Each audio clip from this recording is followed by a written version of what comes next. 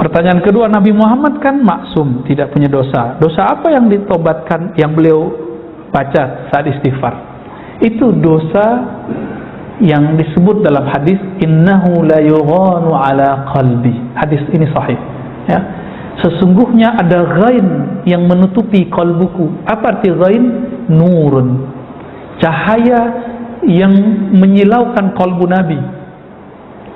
Fa'atubu ilallah wa astaghfiru ilaihi 70 marrah. Maka aku bertobat minta ampun kepada Allah 70 kali. Jadi Nabi dapat nur ilmu, nur dibukakan alam langit, alam bumi Pak kepada Nabi. Ketika Nabi melihat itu, Nabi istighfar. Kalau kita kan pengen ya, penasaran ya ngelihat alam lainnya. Bener. Penasaran nggak ngelihat surga? Nabi ngelihat surga itu yang disebut ghaib. Nabi ketika dibukakan oleh Allah, tersingkaplah ini surga, ini neraka. Disebutkan dalam hadis Imam Tirmizi, Imam Bukhari. Ketika Nabi lagi mimpin sholat, tiba-tiba beliau maju ke depan dan tangannya kayak memetik sesuatu, tapi tiba-tiba beliau mundur, kayak ketakutan sesuatu. Ketika sholat beliau cerita, tahukah kalian kenapa aku maju dan ingin memetik sesuatu? Aku melihat ada pohon-pohon surga dan buah-buahannya, tiba-tiba aku ingin memetiknya. Lagi sholat tuh. Coba kalau imam kita begitu kan, sholatnya nggak selesai-selesai Pak. Tiba-tiba dalam waktu sekejap berubah, Allah ganti yang dilihat Nabi adalah neraka, maka beliau mundur. Nah, Nabi memandang itu tersilaukan oleh akhirat, ini yang disebut ghain. Maka Nabi minta ampun karena beliau sempat terobsesi ngambil buah-buahan surga. Itu aja Nabi istighfar. Ya, kalau kita pengen surganya ya, maka istighfar kita masih jauh di bawah istighfarnya Nabi Sallallahu Alaihi Wasallam. Kira-kira begitu. Jadi Nabi tidak ada dosa fisik, udah nggak ada. Yang meyakini Nabi berdosa, dosa kecil itu Syekh Ibnu Taimiyah, maka dibantah, masuk penjara beliau di zaman hidupnya. Dalam kitabnya Majmu' Fatawa beliau mengatakan Nabi terpelihara dari dosa besar tapi tidak dosa kecil. Ini kekeliruan besar beliau, dikritik oleh para ulama. Pertanyaan terakhir, Ustadz, maaf tadi Ustadz mencontohkan kisah wanita yang hina ya, dan seekor anjing yang mendapatkan rahmat. Apakah kejadian yang akhir-akhir ini sedang viral, seorang artis yang mengenal ulama besar bisa masuk ke kategori ini? Kira-kira gimana Pak? Pertama, wallahu a'lam. Tapi kenapa Nabi menyampaikan hadis tadi? Karena itu akan terjadi setiap masa Pak. Setiap masa ada perempuan yang begitu nggak? Setiap masa ada ahli fikih yang ganas nggak? Ada. Tapi kalau dia main-main sama neraka, saya juga takut juga Pak. Ya, dia bilang apa tentang neraka? Biar gue masuk neraka gitu ya. Itu saya juga serem. Ya kita berharap dia tobat lah. Kita juga tobat. Pintu tobat kan masih terbuka. Ya, masih terbuka. Ya, jangan deh ngomong-ngomong begitu, bahaya. Ya. Kenapa? Kata Nabi, al-bala muwaqqalun bil kalam. Bala, bencana, azab itu kadang-kadang diturunkan asbab kalam. Ini kita kasih pesan aja dia ya. Dia kan orangnya dermawati itu, dermawan ya, kok ngasih ya mirip-mirip itulah. Cuma kok ngomong begini nih, bisa rontok lagi amalannya nih.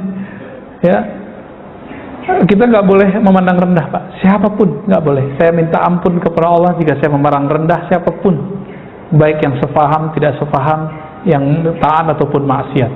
Ini yang kita sebut hijab. Jadi hijab itu dibagi dua Pak. Allah itu menguji kita dengan dua jebakan. Satu jebakan taat disebut hijab cahaya. Yang kedua jebakan maksiat disebut dengan hijab kegelapan. Kalau orang terjebak dengan taatnya, dia akan merasa suci. Saya merasa lebih suci ini dari orang. Sama, orang terhijab dengan nasabnya bisa merasa nasabnya menjamin hidupnya.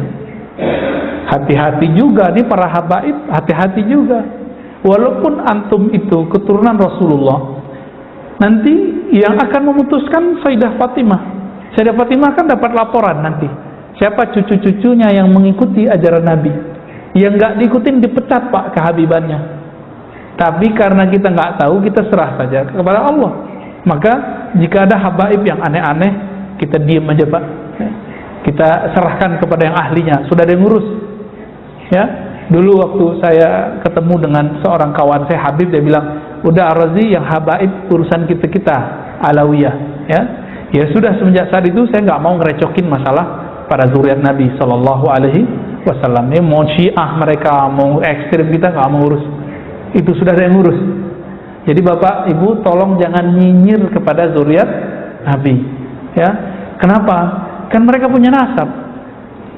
Nasab Nabi ini jaminannya langsung dari Rasulullah Sallallahu Alaihi Wasallam. Kullu nasabin in qata'a ila nasabi. Semua nasab terputus kecuali nasabku. Itu jaminan dari Nabi. Paling kita 4 buyut ke atas. Kalau mereka sampai ke Nabi Adam bisa dikejar Pak. Itu ajaibnya. Maka jika ada zuriat Nabi yang aneh, cukup tidak disenangi perbuatannya, jangan pernah ta'nun fin nasab, meragukan nasabnya. Tolong, ini adab kita ya. Baik. Cukup? Ya, fadal. Mengenai kita ada pendapat melihat diri kita itu hakikat, tapi orang lain hakikat. Itu maksudnya gimana? Iya. Mungkin barangkali pertanyaannya tadi tentang melihat diri hakikat ke orang lain, syariat itu mungkin ayatnya surat Zariyat juga itu ya, wa fi anfusikum afala tubsirun. Di dalam dirimu, wa fi kan di dalam dirimu, apakah kamu tidak memandang? Tubsirun. Nah, ini yang disebut pandangan tadi, hakikat ya. Istilah syariat, tarekat, hakikat, ma'rifat itu istilah ulama. Kalau bahasa kita sederhana ya, syariat itu pakaian tubuh, tarekat itu latihan jiwa, hakikat itu pencapaian kolbu, ma'rifat itu kebahagiaan ruh. Ma'rifat itu ilmu artinya. Ilmu, maka disebut ma'rifat. Untuk apa orang berlatih zikir? Supaya dapat ilmu. Untuk apa orang ngaji? Supaya dapat ilmu. Semuanya itu dapat ilmu. Jadi tidak salah istilah begitu ya. Ada lagi? Tadi itu baru 2 saat yang tadi dikasih baru apa? Oh ya, zikirnya ya. Astagfirullah 100 kali, la ilallah 100 kali. Yang ketiga, salawat 100 kali. Yang pendek aja, sallallahu ala Muhammad. Pendek ya, nggak usah dihafal-hafalin. Kalau lebih bagus, Allahumma sholli ala Muhammad wa ala ali Muhammad. Boleh pakai Sayyidina Muhammad, boleh tidak. Yang ketiga, yang keempat, subhanallah wa bihamdihi subhanallah al-azim. Orang yang baca ini, yang terakhir ini, subhanallah, ini tidak akan miskin seumur hidupnya.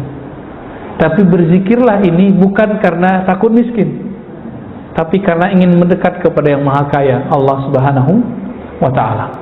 Minimal perasaannya nggak merasa miskin walaupun hidupnya sempat susah ya. Itu subhanallah bihamdi subhanallahil azim. Nanti di lain waktu kita syarah. Jika waktunya banyak, tambahkan ya latif 129 kali. Ya latif, ya latif, ya latif ya, bisa dihitung pakai ini. Ya latif, wahai yang maha halus, yang maha lembut takdirnya, kudrah iradahnya. Nah, itu ijazah yang saya dapatkan dari masyayikh kita untuk zikir pagi dan sore. Nah, itu yang saya amalkan Pak, pagi kalau pulang pengajian, pulang subuh, itu di rumah, khusus di rumah saya amalin itu, supaya di rumah kita bercahaya. Kalau nggak di kendaraan ya, supaya kendaraan kita ikut bangga. Jadi dimanapun tempat kita berzikir, itu tempat itu nanti jadi saksi. Dan mereka mengatakan, wahai benda-benda selainku, saksikan bahwa aku sedang ditempati oleh orang yang berzikir. Begitu dalam riwayat Imam Ibnu Mubarak dan hadisnya hasan. Semoga kita termasuk yang mereka banggakan itu. Amin. Dengan ini saya ijazahkan zikir maksurat ya, maksurat terpendek 5 zikir. Astaghfirullah, la ilaha illallah, sallallahu ala Muhammad, subhanallah bihamdihi azim, ya latif, sebagaimana saya diijazahkan guru-guru kita. Ya, ala hadhihi niyya wa lima syekhina al-Fatihah.